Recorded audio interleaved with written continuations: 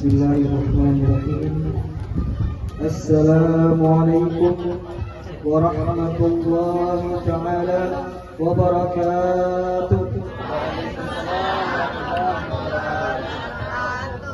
Alhamdulillah, alhamdulillahirrahmani arsala bil huda wa dini haqqin mustafa wa ahmada wa lahu taqa min khalqihi wa majjada wa lam yu'azzim mithla ta'a ahada. Walhamdulillahi alladhi manna bihi fabi'alayna wa hawayna su'dada. Wa ashhadu an la ilaha illallah wahdahu la sharika lah wa ashhadu anna sayyidina wa nabiyyina wa habibina wa syafi'ina wa qurrata a'yunina wa nura qulubina Muhammadan abduhu wa rasuluhu wa habibuhu wa safihu wa khaliluhu. Allahumma salli wa sallim ala miftahi abwabi rahmatik Sayyidina Muhammadin wa ala alihi wa sahbihi wa ahli mahabbatika wa ta'atik wa tadarak ummatahu bisyari'il ghadatik. Subhanaka la ilma lana illa ma 'allamtana innaka antal alimul hakim wa tub alaina innaka antat tawwabur rahim. Allahumma rabbi shrah li sadri wa yassir li amri wahlul 'uqdatam min lisani yafqahu qawli.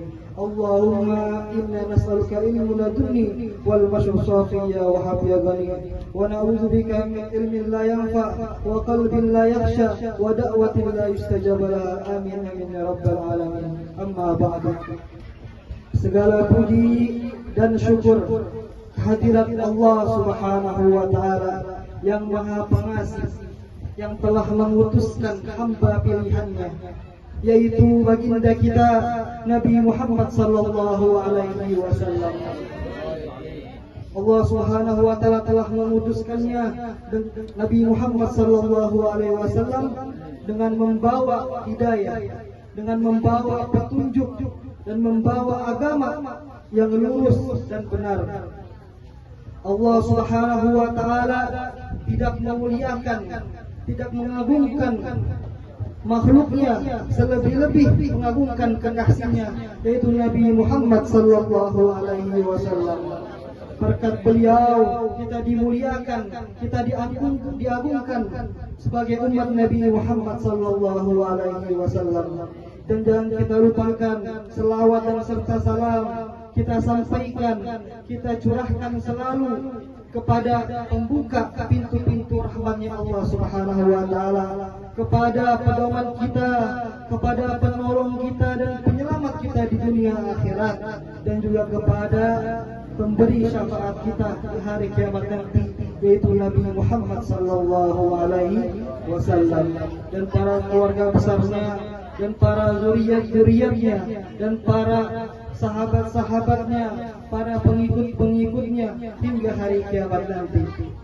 Dan semoga kita semua digolongkan sebagai pengikut-pengikut Nabi Muhammad SAW yang setia. Mudah-mudahan kita mendapatkan syafaatnya, kita dimasukkan surga bersama Nabi Muhammad SAW. Amin amin ya rabbal alamin.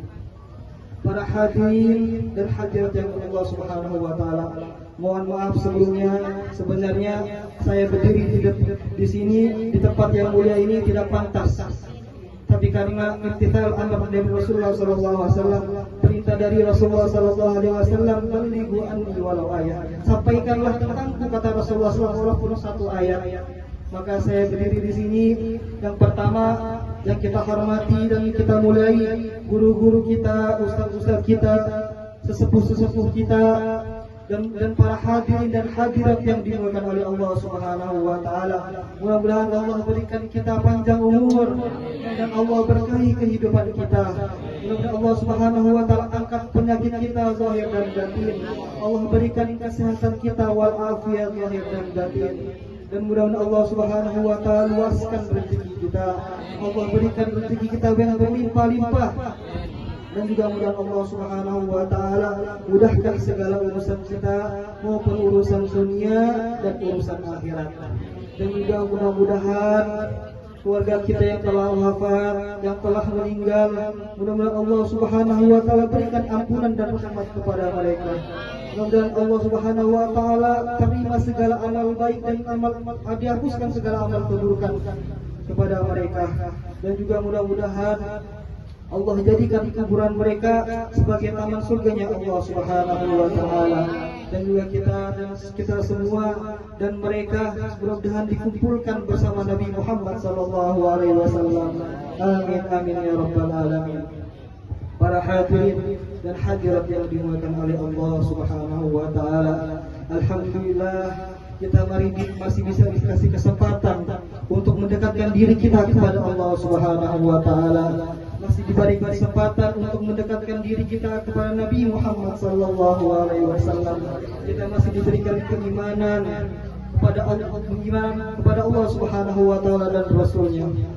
Alhamdulillah kita dikumpulkan di tempat yang mulia ini, di malam yang mulia ini, di bulan yang mulia ini, yaitu bulan kelahiran Nabi Muhammad sallallahu alaihi wasallam. Yang sesuatu yang terkait kepada Nabi Muhammad sallallahu alaihi wasallam maka akan dimuliakan. Sebagaimana Nabi sallallahu alaihi wasallam bersabda, "Wa idza marartum bil jannah fartau." Rasulullah SAW bersabda, jika kalian melalui taman-taman surganya Allah Subhanahu wa taala maka kalian singgah, datanglah. Maka para sahabat bertanya, "Oh hiya ridul jannah ya Rasulullah." Apa itu taman surganya? Wahai ya Rasulullah. Maka Rasulullah sallallahu alaihi wasallam berkata, majelis zikir, majelis shalawat, majelis yang membuat kita dekat kepada Allah Subhanahu wa taala, majelis yang membuat kita dekat kepada Nabi Muhammad sallallahu alaihi wasallam, majelis yang membuat meningkatkan iman kita kepada Allah dan Rasulnya. Dan juga Rasulullah SAW bersabda, "Inna fi ayyami dahrikum nafahat," bahwa sesungguhnya di hari-hari kalian itu ada anugerah dari Allah Subhanahu wa taala. Kata Nabi Muhammad sallallahu alaihi wasallam, "Ala fata'arradu laha," maka raihlah anugerah itu. Kata Nabi Muhammad sallallahu alaihi wasallam. Maka para ulama mengatakan bahwa dari termasuk anugerah Allah Subhanahu wa taala yaitu majelis zikir, majelis ta'lim, majelis dalam padanya menyebut nama Allah Subhanahu wa taala, bersalawat kepada Nabi Muhammad sallallahu alaihi wasallam tanpa kita sadari bahwa kita lagi meraih anugerah dari Allah Subhanahu wa taala. Maka para hadirin dan hadirat yang di Allah Subhanahu wa taala, jadikanlah diri kita. Rasulullah sallallahu alaihi wasallam juga bersabda, "Ma jalasa qaumun majlisan yadhkuruna Allah azza wa jalla fihi illa hafathumul malaikah wa ghasyiyatuhumur rahmah wa dzakaruna Allah fi man indah." Tidaklah duduk sesuatu kaum di dalam sebuah majelis sambil menyebut nama Allah, sambil memuji Rasulullah sallallahu alaihi wasallam, melainkan dikelilingi para malaikat. Para malaikat mengampuni dosa kepada mereka, malaikat berdoa kepada mereka, dan diliputi rahmat Allah Subhanahu wa taala. Allah turunkan rahmat kepada mereka, dan juga apa? Allah menyebut mereka di antara para malaikat. Allah menyebut mereka di antara penghuni langit-langit dan di Allah bersama Allah Subhanahu wa taala. Maka mudah-mudahan kita semua, mudah-mudahan kita dapatkan ampunan dari Allah Subhanahu wa taala, diberikan rahmat oleh Allah Subhanahu wa taala. Maka para hadirin dan hadirat yang dimuliakan oleh Allah Subhanahu wa taala, biasakanlah diri kita untuk selalu berzikir kepada Allah Subhanahu wa taala. Semangatkanlah diri kita untuk selalu mengingat Allah Subhanahu wa taala, memuji Rasulullah sallallahu alaihi wasallam. Bukan cuma di majelis ini aja, di majelis itu bukan hanya itu, akan tetapi biasakanlah diri kita selalu ingat kepada Allah Subhanahu wa taala di setiap kegiatan kita, di setiap aktivitas kita. Kita mulai dengan berzikir kepada Allah Subhanahu wa taala. Kita mulai dengan bersalawat kepada Nabi Muhammad sallallahu alaihi wasallam. Maka Ahlul Tarim, penduduk Tarim yang dijuluki sebagai 1000 wali. Maka mengapa mereka dijuluki 1000 wali? Karena dari termasuk itu mereka selalu berzikir kepada Allah Subhanahu wa taala. Mereka selalu bersalawat kepada Nabi Muhammad sallallahu alaihi wasallam mereka luangkan waktu kosong mereka untuk selalu menyebut nama Allah Subhanahu wa taala. Ketika mereka, saya lihat sendiri, ketika mereka jualan atau lagi usaha menjaga toko, ketika pembeli itu tidak datang, maka dia gunakan waktu mereka untuk berzikir. Mereka bawa tasbih, mereka berzikir kepada Allah Subhanahu wa taala, berselawat kepada Nabi Muhammad sallallahu alaihi wasallam, dan bahkan juga ada yang membawa Quran sambil membaca Quran. Dia gunakan waktu mereka, waktu kosong mereka untuk selalu mengingat Allah Subhanahu wa taala. Maka dimuliakanlah mereka penduduk sebagai penduduk yang sering berwali, maka jadi kekasih Allah Subhanahu wa taala. Karena jika kita selalu dekat, kita selalu mengingat Allah Subhanahu wa taala, maka dimuliakan oleh Allah Subhanahu wa taala. Allah Subhanahu wa taala berfirman, "Wadz-dzakirina Allah katsiran wadz-dzakirat, a'addallahu lahum maghfiratan wa ajran 'azima." Kaum laki-laki dan maupun kaum perempuan yang banyak menyebut nama Allah Subhanahu wa taala, Allah sediakan dia ampunan dan pahala yang besar. Rasulullah sallallahu alaihi wasallam juga bersabda, "Sabaqul mufarridun." Telah terdahulu orang-orang mufarrid. Maka para sahabat bertanya, "Wa mal mufarridun ya Rasulullah?" Apa itu mufarrid wahai Rasulullah sallallahu alaihi wasallam? Maka Rasulullah sallallahu alaihi wasallam menjawab, "Adz-dzakirina Allah katsiran wadz-dzakirat." Kaum laki-laki dan kaum perempuan yang banyak menyebut nama Allah Subhanahu wa taala, maka Allah Subhanahu wa taala muliakan, Allah utamakan orang-orang yang selalu menyebut nama Allah Subhanahu wa taala. Maka Allah dahului al-mufarridun, yang Allah dahului daripada kaum-kaum lain untuk masuk surganya Allah Subhanahu wa taala. Para hadirin dan hadirat yang dimuliakan Allah Subhanahu wa taala, perkumpulannya kita di sini, di acara yang mulia ini, itu apa tujuannya? Hakikatnya kita hadir di sini, kita luangkan waktu kita di sini, apa tujuannya? Tujuannya yaitu kita cinta kepada Allah Subhanahu wa taala. Hakikatnya kita karena kita cinta kepada Nabi Muhammad sallallahu alaihi wasallam. Maka Rasulullah SAW mengajarkan kita, mengingatkan kita. Beliau bersabda, "La yu'minu ahadukum hatta yakuna Allahu wa rasuluhu hatta ilaihi min ahlihi wa malihi wan nasi ajma'in."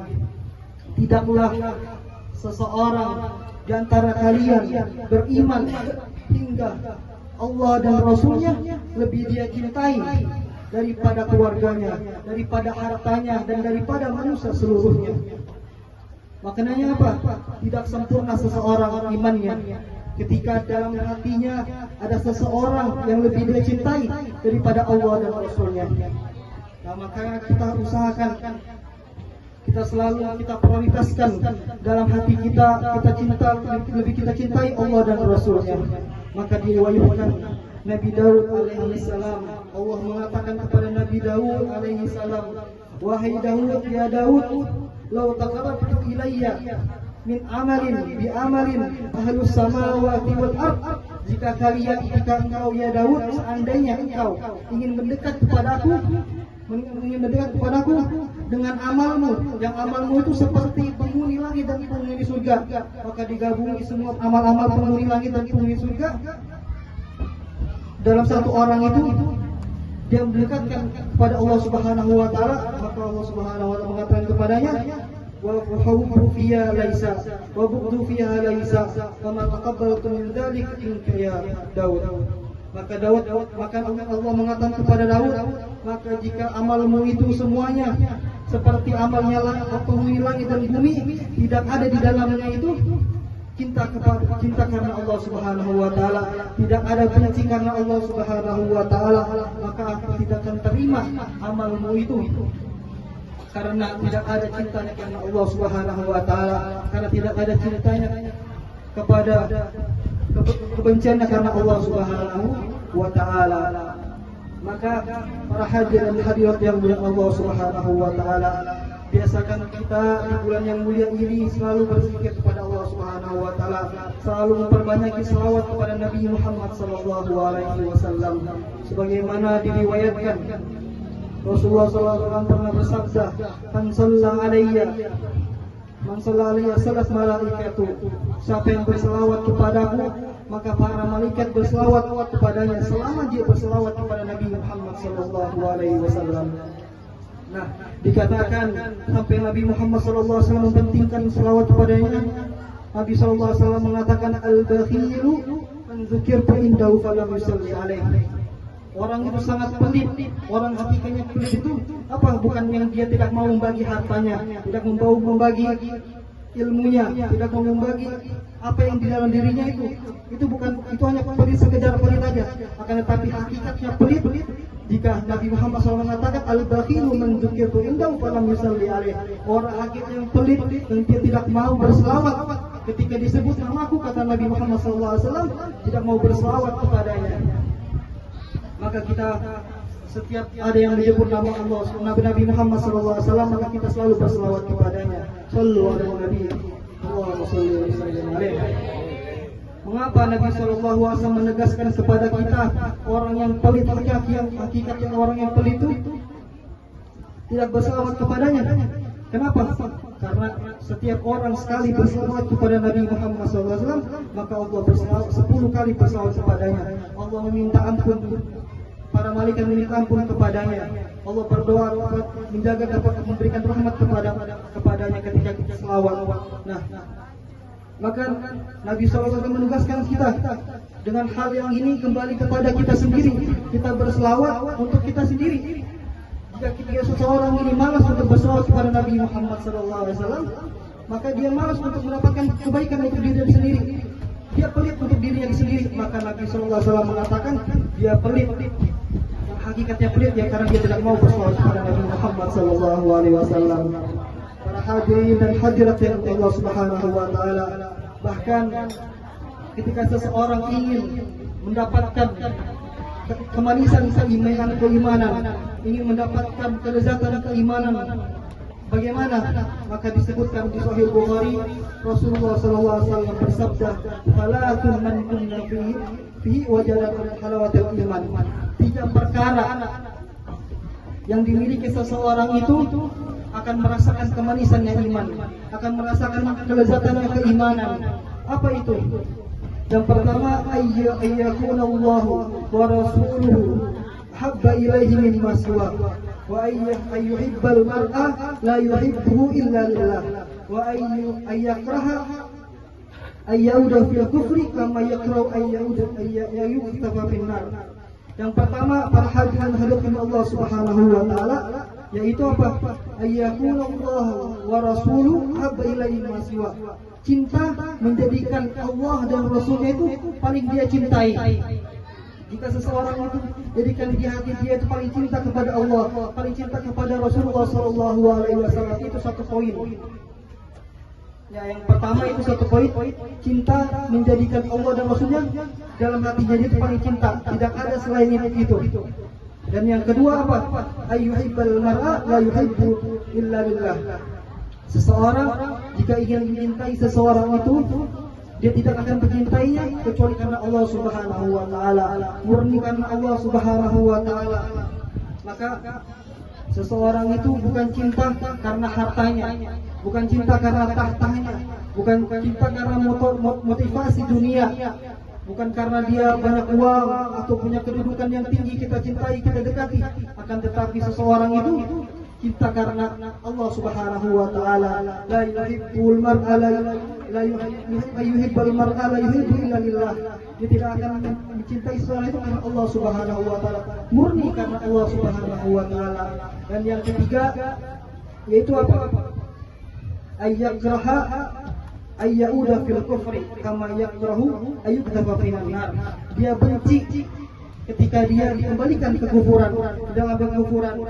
Dia benci karena dia dikembalikan ke dalam kemaksiatan. Dia benci karena dikembalikan ke dalam kefasikan. Seperti apa? Seperti dia benci dan tidak suka dia dimasukin ke dalam neraka. Nah, 3 poin ini, tiga perkara yang orang ini akan mendapatkan kemanisan keimanan, merasakan kelezatan keimanan, yaitu 3 ini, yaitu amal hati semua itu amal hati.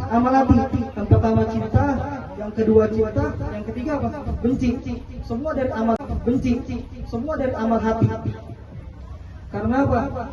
Rasulullah SAW mengajarkan kita untuk selalu cinta kepada Allah Subhanahu wa taala, cinta kepada Nabi Muhammad sallallahu alaihi wasallam. Nah, maka Allah Subhanahu wa taala berfirman, wa'lamu anna fikum Rasulullah, bahwa ketahuilah di pada tengah-tengah kalian ada Rasulullah sallallahu alaihi wasallam. Kita cinta kepada Allah Subhanahu wa taala, kita cinta kepada Nabi Muhammad sallallahu alaihi wasallam, kita cinta kepada ketaatan, kita cinta kepada orang yang mencintai ketaatan, kita benci kepada kemaksiatan, kita benci kepada orang yang membenci kemaksiatan. Itu anugerah dari Allah Subhanahu wa taala. Maka Allah Subhanahu wa taala berfirman, wa'lamu anna fikum Rasulullah, bahwa sesungguhnya di tengah-tengah kalian itu ada Nabi Muhammad sallallahu alaihi wasallam. Haballahu ilaikum wa zayyanahu fi qulubikum. Maka diindahkan keimanan itu, diindahkan di dalam hatinya. Maka para ulama itu mencontohkan bagi setiap manusia itu ada Rasulullah SAW dalam hatinya, ada rasa cinta karena yang akan, tetapi berbeda-beda. Setiap orang ada yang merasakan dia cinta kepada Nabi, ada yang tidak merasakan. Maka para ulama mencontohkan seperti orang yang dikasih minuman teh. Setiap disediakan gelas kosong, habis itu setiap juga dituangkan air hangat. Kemudian dituangkan gula, habis itu dicelupi teh. Jadi setiap akan mendapatkan air hangat, gula, dan teh. Akan tetapi beda, ada yang satunya langsung meminumnya. Maka ketika dia minum, apakah dia merasa kemanisan teh itu? Tidak, maka dia merasakan hambar. Karena dia belum aduk. Dan yang kedua, sebelum meminumnya, dia aduk dulu. Dan maka dengan dia aduk teh itu, maka dia merasakan kemanisannya. Kemanisannya teh itu. Maka itulah bedanya seseorang bisa merasakan kelezatan keimanan. Dan para hadirin dan hadirat yang Allah Subhanahu wa taala, diriwayatkan ketika ada seseorang itu orang Arab datang kepada Rasulullah sallallahu alaihi wasallam. Beliau berkata, wahai Rasulullah, kapan terjadinya hari kiamat ini? Maka Nabi Muhammad sallallahu alaihi wasallam berkata, apa yang engkau siapkan untuk hari kiamat nanti? Dan orang-orang Arab ini menjawab, aku tidak menyiapkan amal-amal kebaikan, aku tidak menyiapkan banyak puasa, aku tidak menyiapkan ibadah, akan tetapi apa? Aku menyiapkan karena aku cinta kepada Allah dan Rasulnya. Maka Rasulullah SAW bersabda, al-mar'u ma'a man ahabba. Seseorang bersama apa yang dia cintai dan dia cintai. Maka para sahabat gembira dengan kabar baik ini, bisyarah ini. Karena Rasulullah SAW bersabda, al-mar'u ma'a man ahabba. Seseorang itu bersama yang apa yang dia cintai. Maka para sahabat senang. Yang paling senang itu lebih daripada mereka masuk Islam.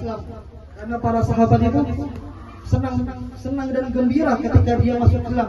Akan tetapi dia datang kegembiraan itu lagi ketika Nabi Muhammad SAW bersabda, seseorang bersama setiap apa yang dia cintai. Maka Sayyidina Anas, sahabat Rasulullah SAW, Sayyidina Anas bin Malik mengabari para sahabat-sahabat yang lain untuk gembira untuk karena Nabi Muhammad SAW bersabda, al-mar'u ma'a man ahabba. Siapa seseorang itu bersama apa yang dia cintai. Para hadirin dan hadirat dari Allah Subhanahu wa taala, dengan kita cinta kepada Allah Subhanahu wa taala, kita cinta kepada Nabi Muhammad sallallahu alaihi wasallam, kita cinta kepada para salihin, para aulia Allah Subhanahu wa taala, Allah akan pasti balas dengan itu, yaitu Allah akan cinta kepada kita. Sebagaimana firman Allah Subhanahu wa taala, yuhibbuhum wa yuhibbunah. Maka Allah Subhanahu cinta kepada mereka dan mereka pun cinta kepada Allah Subhanahu wa taala. Apa balasannya Allah Subhanahu wa taala ketika cinta kepada hamba-Nya?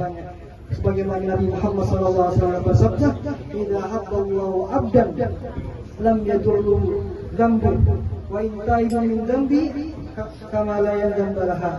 Jika apabila Allah Subhanahu wa taala mencintai hamba-Nya, telah mencintai hamba-Nya, maka Allah jaga dari kedosaan. Dan jika dia bertaubat kepada Allah, maka dia seperti tidak mempunyai dosa.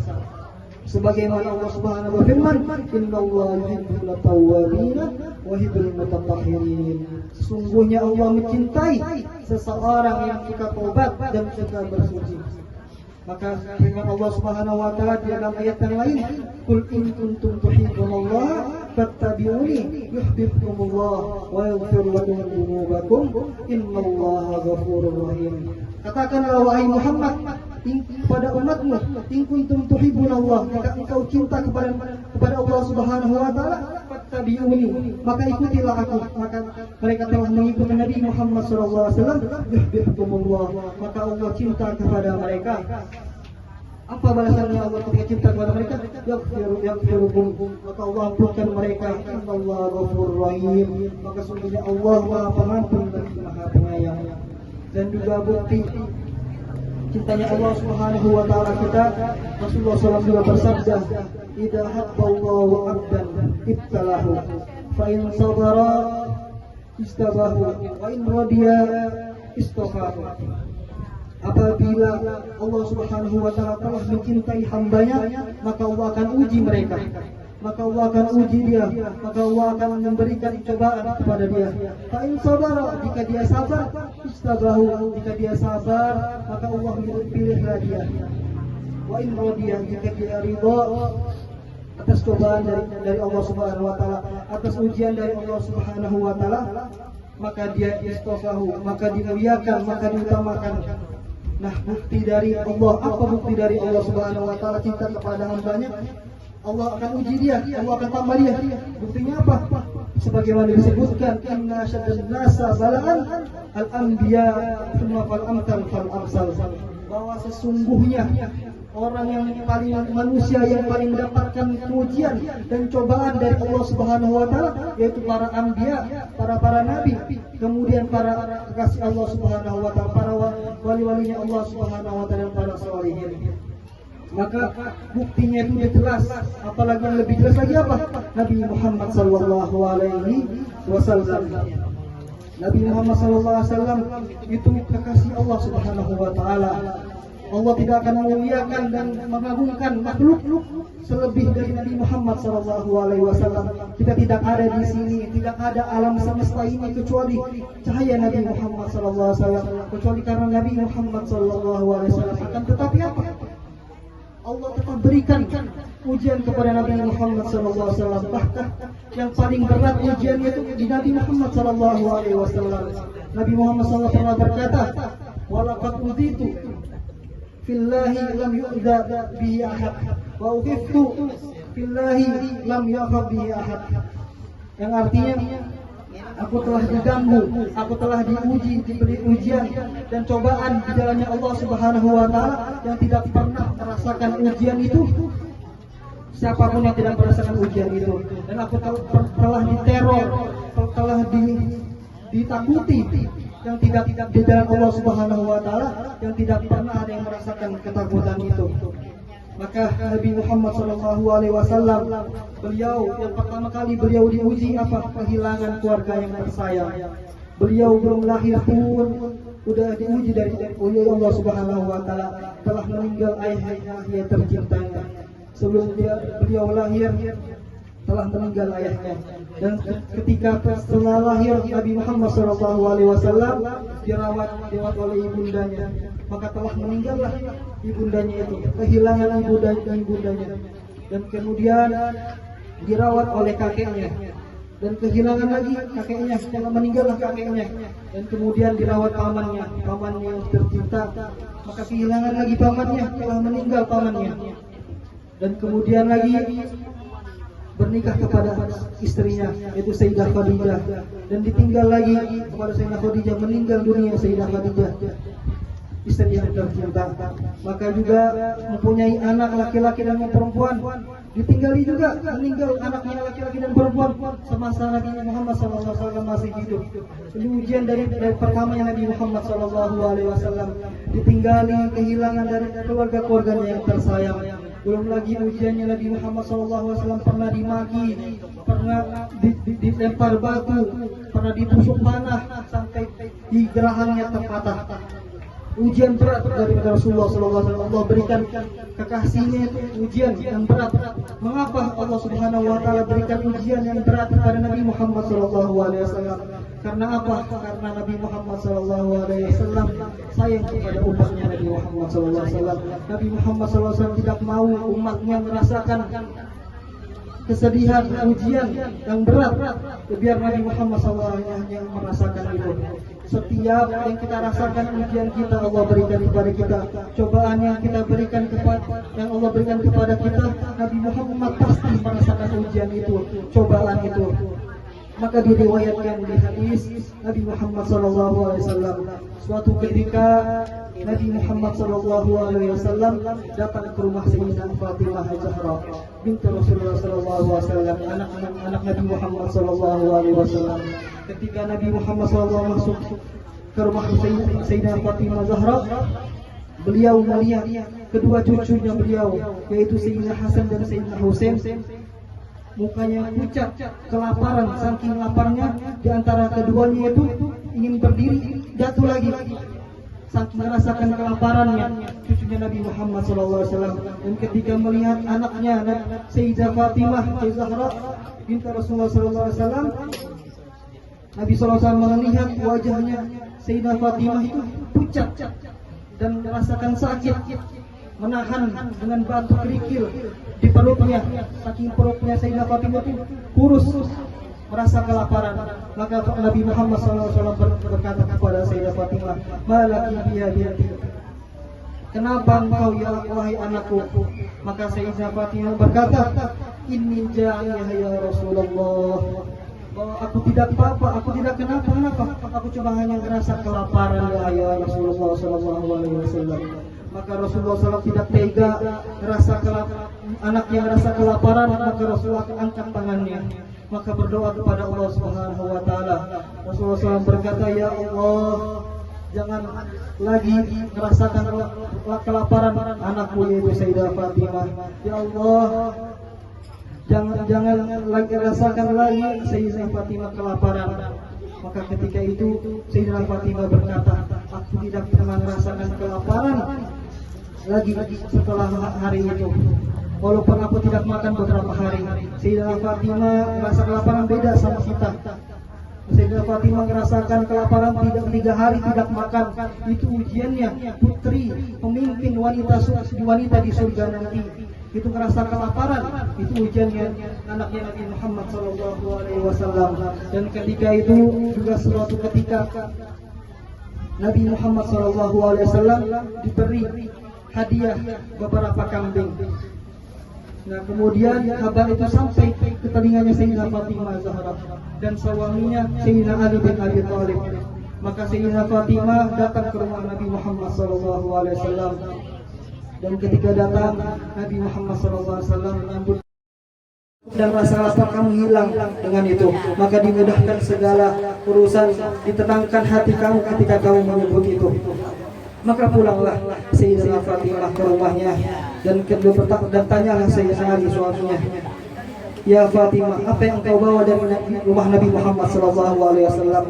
Maka berkatalah Sayyidah Fatimah, "Telah hilanglah dunia dan aku bawalah akhirat," yaitu diajari oleh 5 kalimat oleh Jibril dari Nabi Muhammad SAW.